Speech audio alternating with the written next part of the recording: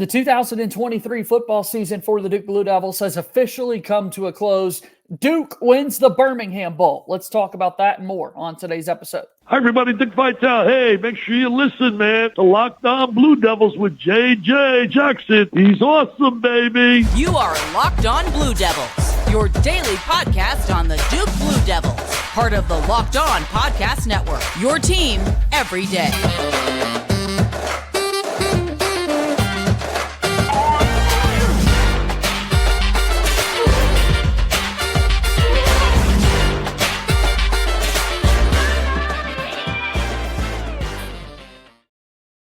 Hello, everybody, and welcome into another episode of the Locked On Blue Devils podcast. My name is JJ Jackson. Thanks for being with us here today on this Thursday, December 28th, 2023. Excited to talk about everything going on in the life of Duke athletics. That's what Locked On Blue Devils is, a podcast daily devoted to the Duke Blue Devils. On today's show, I want to talk about this football team finishing up the 2023 season with a bowl game victory, the Birmingham Bowl champs, defeating the Troy Trojans by a score of 17-10.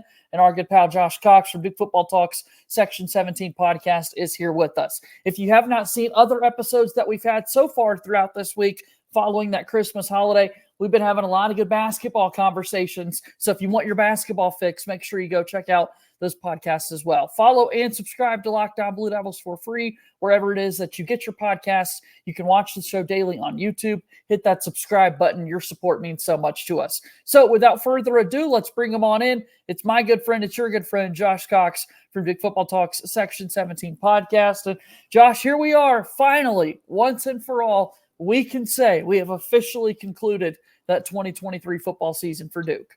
We have, and the Blue Devils finished 8-5, and pretty incredible, to be honest with you. But first of all, man, Merry Christmas! I know the week just happened this past week. I hope everybody listening had a great Christmas. I hope maybe you got some Duke gear, maybe absolutely.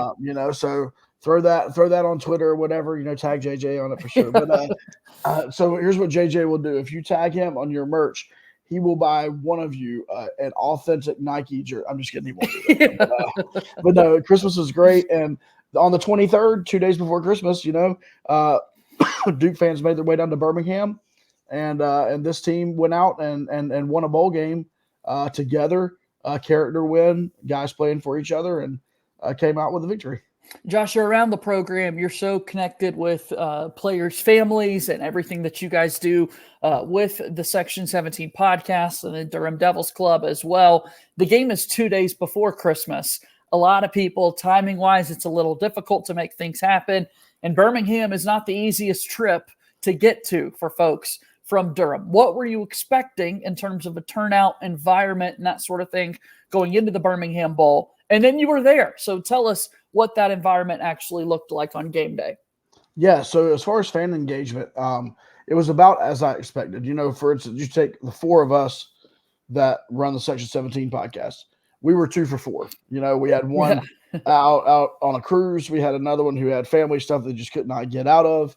And so it was myself and Scott who were able to make the trip. And so that's the way I kind of went into this. I kind of used us. We're as diehard of Duke fans as you can get. And 50% of us could not make it to that game. So that's the way I kind of used it. Like, if this was a bowl game, this week, after Christmas, a little bit closer to New Year's, I would probably have at least doubled that size, even in Birmingham, right? Yeah. I think Birmingham also played into it. However, Duke was well represented. I would say Duke, if you would have put all the Duke fans together, would have probably filled up 3 full sections on the lower bowl, maybe 4. I didn't see who was up top. But 3 to 4 sections in the lower bowl. I mean, there was a lot of family there. It was really neat. A lot of friends of players and buddies and stuff like that because of being during the holiday season. So as far as the fan turnout, I thought was great. Fans that did get to Birmingham, they were able to rub shoulders with President Price was at the pregame the night before. They did like a pep rally. President Price and Nina King were both there, and they were literally just mingling with fans, talking to people. So they were very accessible and easy to get to, which was really neat. And then, Coach Diaz was around in certain venues Friday night into Saturday morning before the game. And so, that was neat. But then you ask about Birmingham. So JJ, I'm not like I've done a little bit of Alabama, Yeah. Travel, but typically it's been going to like Pensacola, Florida. So I've kind of made that route. So I've not been to Birmingham before. Did not know what to expect, but I will say I was very impressed with the city of Birmingham. I really love the vibe. There's obviously so much history there, and the football program was able to take the team to do different things. I'm sure the bowl game probably set most of that stuff up, but they were able to learn a lot of that history, civil rights history, and things that have happened in Birmingham. That was and I wasn't able to do that as much because I came in Friday night, left Saturday. Yeah. But the food scene, like Birmingham's like a little foodie town now. There was so much good food. We had a Saul's barbecue with the hard hat guys. That was a lot of fun. It was really good food. A lot of like breweries and just like, a lot of like that kind of vibe, that kind of, you can tell that they've put a lot of effort into revitalizing certain areas of the town. And it showed. I mean, right outside the stadium is beautiful. There's like food right outside. There's restaurants right outside the stadium. And then there's like a pickleball area, right outside there. It's just good. They've really done a good job with it. So all that to say, if Duke plays anywhere, if we end up with a UAB series or something like that, or we play anywhere down there, Birmingham is a great place to go. But like you said, it's hard to get to.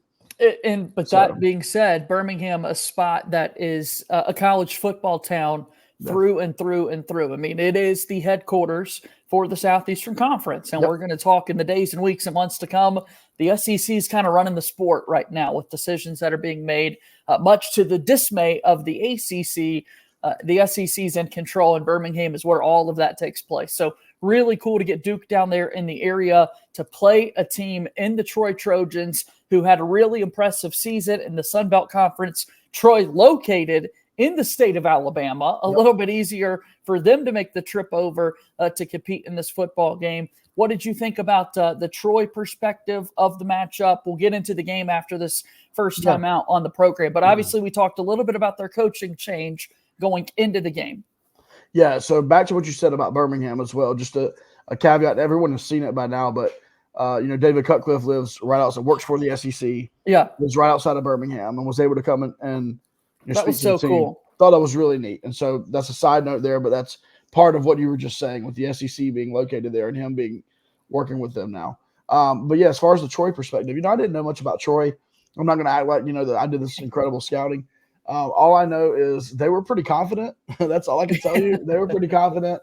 And they're not a Power 5 school. And I just think there was a difference between when you got out on the field, there was a Power 5 school in the field and there was a non-Power 5 school in the field. And it was a little bit obvious. Honestly, it kind of reminded me a little bit of UCF last year, even though I know UCF's now in the Big 12. It kind of reminded me a little bit of that last season. Scott from our podcast went on a Troy podcast, and one of the guys on there had picked like a Troy blowout, like a 41-17 Troy victory. And like, I think 3 out of 4 of them picked Troy to win. And I'm just like, I just didn't see it. And so all that to say though, their fans were super kind, very engaged. I mean, they were Troy fans. Now I will say for about every 2 Troy fans, I did see like a maroonish burgundy shirt that happened to have an A on it instead of a T. For Troy's a lot of Alabama fans that were probably in the stands there rooting for their stepson school or whatever, So. Yeah, they show up everywhere. Not surprised at all to hear that for sure. Yeah. Well, let's get into the game. Duke wins the game by a final score of 17-10. How did it happen? How did it all play out? And still to come, Manny Diaz has hired a couple of coordinators to his staff. We'll talk about that after we take our first break here on today's episode of Locked On Blue Devils. All right, Locked On Blue Devils here today, brought to you by our friends over at Game Time. When you talk about ticketing apps out there, Game Time is the absolute best. It's the only one that gives you complete peace of mind with your purchase. You can see the view from your seat before you buy, so you know exactly what you to expect when you arrive. All-in prices show your total up front, so you're getting a great deal without hidden fees. We've been there before. we're ordering great tickets. We think it's going to be a certain price point. We finally get to the checkout screen, and all of a sudden these fees make that thing go up. That's not the case with Game Time whatsoever. The Game Time guarantee means that you'll always get the best price. If you find tickets in the same section and row for less, Game Time will credit you 110% of the difference. It's unbelievable. Take the guesswork out of buying tickets with Game Time. Go ahead and download the Game Time app, create an account, and use code LOCKEDONCollege for $20 off your first purchase. Terms apply. Again, create an account, redeem code LOCKEDONCollege, LOCKEDONCOLLEGE for $20 off. Download Game Time today. Last minute tickets, lowest price guaranteed.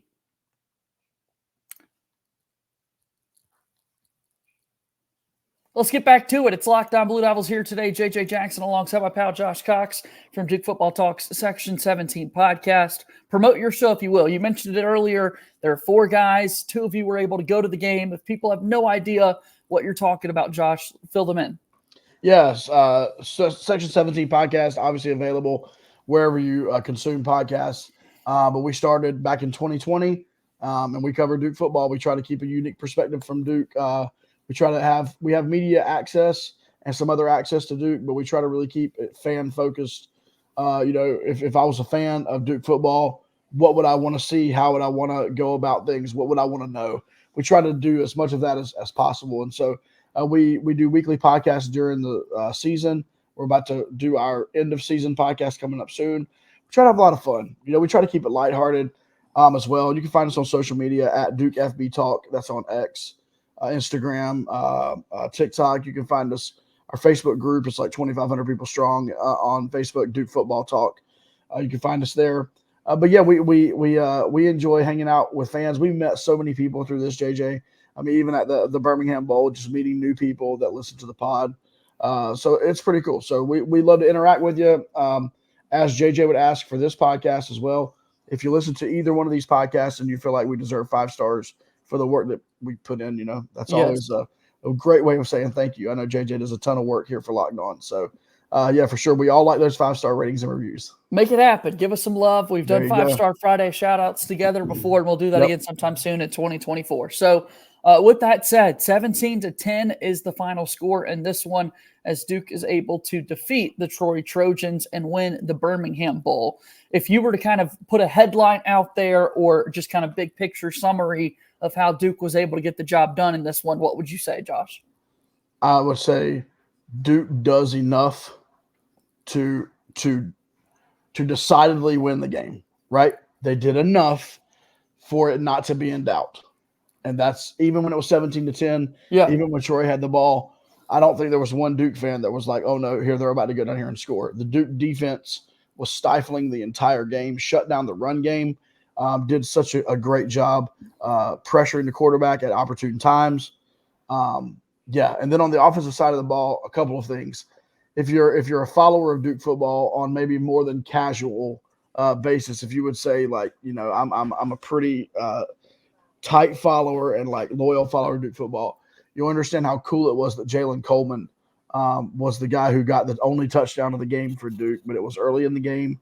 Coleman has been injured a little bit this season. When the season started, before the injury happened, everyone thought it was really going to be Coleman, Waters, and Jacquez Moore getting equal carries in the backfield, and it's just not turned out that way. I mean, Moore and Waters, rightfully so, for those guys, have just separated themselves this year.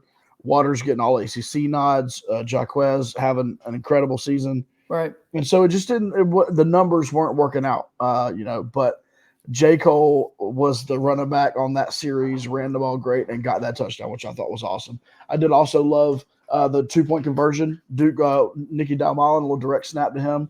We were talking to the players after the game about that, and they were saying, basically they went into that odd formation. And if Troy set up a certain way, they were going to hike it to Nicky. And if Troy set up a different way, they were just going to come back in and kick the extra point. That was pretty neat. And then you had Polino. Polino go 3 for 3. My guy. I always give Tom Polino a shout out. But he went 3 for 3 from the field goal department there. And then the defense, man. I mean, just looking at some of the numbers for them. I mean, they only had 105 rushing yards. And honestly, a lot of that was towards the end of the second half. They really stifled this team on that. And then on the turnovers, let's see, I'm trying to get the numbers here. They threw a pick to finish the game, obviously, which I'm sure they didn't want to do. Jeremiah Lewis caught that. There were so many pass breakups. When you look at Chandler Rivers, he ended up getting the MVP of the game. But his pass breakups were crazy. He had 3 of those, which was pretty wild. So yeah, all in all, Jeremiah Lewis ends his college career at Duke by picking off a pass and winning a bowl game. So it was great. It was really good. And honestly, there was nothing that was wow. I mean, Grayson Loftus did fine. He did what he needed to do to win a football game. That's what I keep saying about the kid. People can say whatever they want to about Grayson Loftus. He's freaking winning football games. Great. And so at the end of the day, a lot of final snaps in Duke uniforms for a lot of really, really good players. And they got out of there with a win. And Trooper Taylor, said it in this post game. There's a lot of people that talk about family, and then there's other teams that show it. And I think one thing we've not mentioned, JJ, that's worth mentioning is Aeneas Peebles and Jordan Waters and Jalen Stinson. That's where I was going to go next. Yeah. I mean, let's talk about it, because in what other football locker room right now are you seeing players that are in the portal, even committed already to other teams, who are still playing with their brothers? Yeah, no doubt about that. Chandler Rivers, as you said, MVP honors those numbers: 5 tackles, 4 of them solo, 2 tackles for loss, and 3 pass deflections. So a really remarkable day for him, who's turned into kind of a fan favorite there on the defensive side of the ball. But then to your point, the transfer portal is open. It has been going off like crazy. We're seeing quarterbacks on the move everywhere. Duke's got a pretty significant quarterback that we're going to spend plenty of time profiling in the days and weeks to come, who has committed to the program there. But Duke has also had a fair share of players who, once Mike Elko leaves, a new head coach comes in, and Duke football players have decided, you know what, I'm ready for that next step. My time in Durham is coming to a close at the end of the season. However, they made it a point to make sure they finished out the year with the team in Birmingham. Yeah, and you take a guy like Aeneas Peebles. I mean, number one, I'll say this about all these guys. Just because they have committed elsewhere does not mean that Manny Diaz has given up on those guys being in this Duke locker room for next season. He is still actively pursuing these players. But Aeneas Peebles, I mean, one of the things that you'll see in that final play where Jeremiah Lewis gets the interception is Aeneas Peebles absolutely blew up the interior offensive line of Troy on that play, and was in that quarterback's face in less than 2 seconds.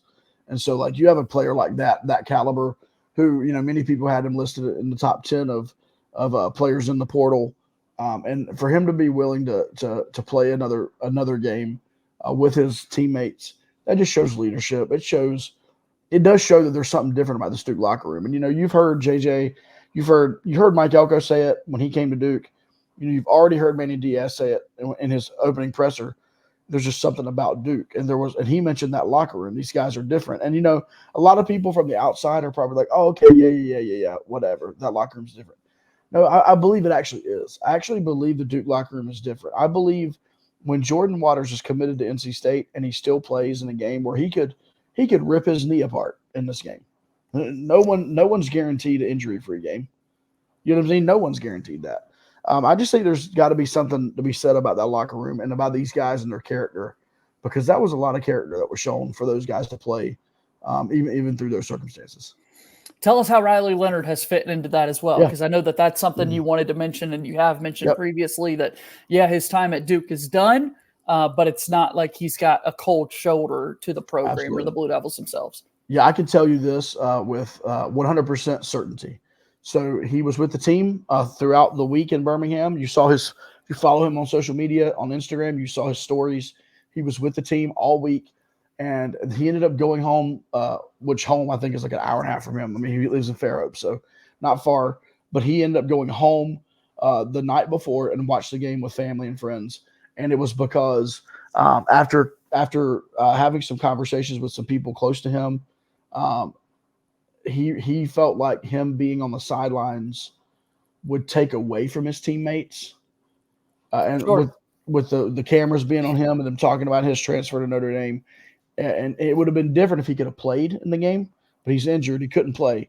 And so he actually made the decision for his teammates to say, I'm going to watch it from home so that the focus in this game can be on my teammates. And like, once again, that's just another unselfish team first decision that Duke fans that know Riley Leonard have come to expect, from a guy like Riley Leonard. Yeah. So that was the reason behind that. And I have that on 100% confidence. Like, that is what happened, and that is why it happened.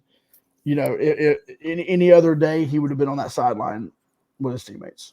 So don't come to Josh Cox. He knows. Don't come to Riley Leonard. Don't make away. No. Yeah. Notre Dame is getting a top quality kid. And, at the end of the day, that's the kind of student athlete Duke wants to bring in.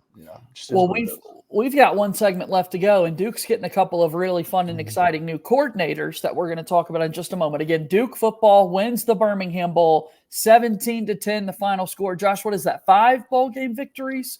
Five in a row. Five in a row. Pretty good stuff. All right, let's take one more time out, and then we'll talk a little bit more about the Duke football team transitioning under new head coach Manny Diaz after this timeout. Locked On Blue Devils here today is brought to you by our friends at FanDuel. As the weather gets colder, the NFL offers stay hot on FanDuel. Right now, new customers get $150 in bonus bets with any winning $5 moneyline bet. That's $150 if your team wins. If you've been thinking about joining FanDuel, there's no better time to get in on the action than right now. The app is so easy to use, a wide range of betting options, including spreads, player props, over-unders, and so much more. So visit FanDuel.com/lockedon and kick off the NFL season. FanDuel is an official partner of the NFL. Final few moments here on today's episode of Locked On Blue Devils. I'm JJ Jackson alongside Josh Cox. Follow him on X at Joshua Cox. Follow me as well at _JJ_Jackson_. So let's do this. Manny Diaz is the new football head coach. Duke had coordinators this past season, and Kevin Johns on the offensive side of the ball, Tyler Santucci on the defensive side of the ball. $1 million question, are they coming back? We now know the answer. That is not the case. Both of those guys will not be retained on Manny Diaz's staff this upcoming season. Tell us about these new hires, Josh. Yeah, well, first of all, great job by Kevin Johns and Tyler Santucci. I think all Duke fans, would acknowledge their success. I think there were a couple of things that the writing became apparent on the wall. The first one was when Tyler Cherry decommitted from Duke. You kind of felt like at that point, okay, that's it for Kevin Johns. And then with Santucci, it's like at the end of the day, Manny Diaz is a defensive mind, and so you kind of expect him to bring in a guy that he has either worked with previously, you know what I mean, or whatnot. Even though, I think Tyler Santucci is going to land somewhere and just be incredible. I will not tell you one of the rumors that I heard today, not from the Duke source, but from other sources. And let's put it this way. Santucci could wreak some havoc wherever he's going. He can be very, very good, for sure. And so, so those two guys were replaced. Jonathan Brewer is coming to Duke as the offensive coordinator. He worked, with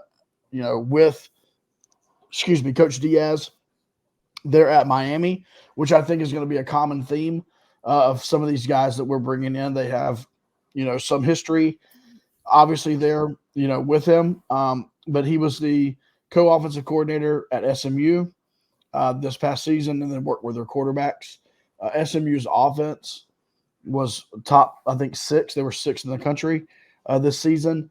They have a reputation of just opening it up and airing it out and really putting a lot of points on the board. Yeah, which is what you want if you're thinking offense. Now, so you go back to the Miami days. I'll cut you off for a second here. No, you're good. Manny Diaz, the head coach, Rhett Lashley, the offensive coordinator. Jonathan Brewer is working on that staff.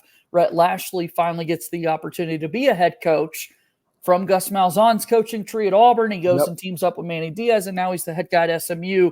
And Rhett Lashley makes Jonathan Brewer his offensive coordinator. So now he's had the shoes, being the guy kind of out there calling plays, making things happen, and he gets a call back from Manny Diaz to come and join him in Durham. That's kind of the full coaching tree circle of how we got here. Yes, and real quick on the play calling.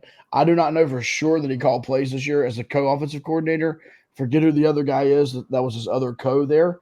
So that was going to be my question mark. So with both of these guys, I have a question mark, right? So with Brewer, my question mark is if he was not responsible for calling plays at SMU, if he was just coordinating and running the quarterback room, that's going to be an unknown. Okay, fine, cool. Secondly, the fact that Manny Diaz, the fact that Lashley took him with him to SMU means he believed in him and wanted him and felt he was going to be an up-and-comer. And then the fact that Manny, after being separated from him for 2 years, is like, hey, when I become a head coach, that's who I want right there. To me, that's not a question mark. To me, that's a period. That's a statement that Manny Diaz believes in this guy. And so I think Duke fans are going to be excited about what the offense will look like. No doubt about that. We've got other position coaches that have been named, and we'll kind of get to those at another given date. Do want to touch on these coordinators before we run out of time here today. On the defensive side of the ball, a new DC has been named, Josh. Yes, that is Jonathan Patke coming from Texas State. He once again was another connected guy. He was at Miami 2016 all the way to 2021, and he did linebacker. He did everything from quality control at first to linebackers and special teams and all those types of things. So knows Coach Diaz very well. Then does know him very well. If we're being honest, my question mark. If you look at this Texas State season this year, there were a couple of games where they were just kind of seemed to play a little bit of an Ole type defense. Let's just outscore our opponents instead of trying to stop our opponents. Now, that's my question mark. And as I did with Coach Brewer, here's my statement, okay? Similar to Rob Smith coming in under Mike Elko, especially in the first season. First season defense under Manny Diaz is going to be 99% Manny Diaz and 1% his coordinator. Diaz is going to get in there and set the tone for what that defense is going to be, how that defense is going to run. That is what he eats, sleeps, and breathes is defense. So that's honestly, they could have named J.J. Jackson the defensive coordinator for the first season. And I'm like, I wouldn't be doing too much. Yeah, that's cool. That's cool. Manny Diaz is going to be doing everything. Yeah, JJ's going to make sure he's got everything. I get the position and title only. Yeah, exactly. So that doesn't mean I think that we won't keep Patke for more than a year. But what I'm saying is, at least for this first season, I do feel like there's going to be a heavy dose of Manny Diaz on that side of the football, and then Patke can kind of like walk into. He can walk into the job instead of having to dive head first into the job. Whereas on the offensive end, I feel like Brewer's diving in head first. We're trusting this dude. Here you go. Let's run with it. On the defensive side, it's like, okay, we like this about you. We have a couple questions about this. Like, let's walk into this as Coach Diaz kind of leads the defense. And so that's the way I think about it. All right. Well, before we get out of here, I would be remiss, Josh, with whatever you're comfortable sharing here. People are certainly curious. What is the future? What is the status right now of interim head coach Trooper Taylor? Is he a part of Manny Diaz's staff? What are you hearing? What are you thinking? How do you think this plays out? This is my opinion. This is just from what I'm hearing. I do not think he'll be a part of the Manny Diaz staff. And I would say that he may end up with a familiar face. Okay, yeah. That's what I'll tell you. There you go. And Duke fans better be equally as grateful for what Trooper Taylor did from the end of November to the end of December. It does not matter what he does from this point forward. This is a business. That man, he held that program together during the transition. And everything Nina King has said about him is true. Everything those players have said about him is true. He deserves all the respect from Duke fans. I don't believe he's going to be at Duke next year. And we'll find out where he will be, and I just can't wait for social media to find out. So he's got a winning record in bowl games, Josh. He sure does. He sure does. That's all that matters. Undefeated. Good deal. Well, Josh, this has always been a whole lot of fun. Thanks once again for stopping by. Promote all your work before you head out of here one more time. Yeah, for sure. You can find me on Twitter at Joshua Cox. I do some basketball stuff, by the way, for Duke Report on Twitter. I'll be at the game on this Saturday, and then I'll be at the Florida State game on Tuesday night as well, covering basketball.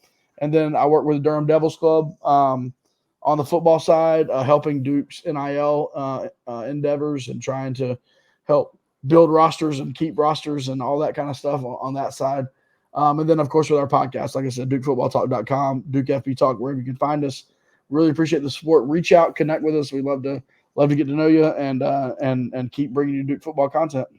Happy New Year, man. I know, man. It's here.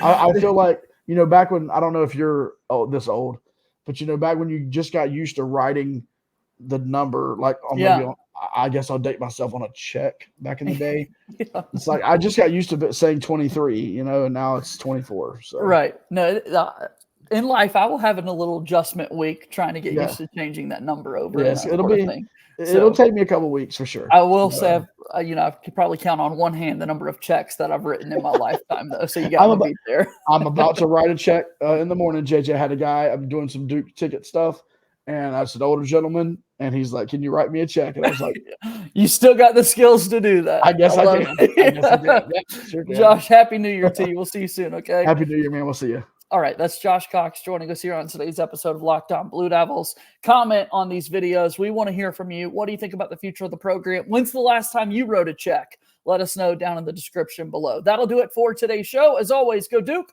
I'll talk to you soon. My name is JJ Jackson. Thank you and good day.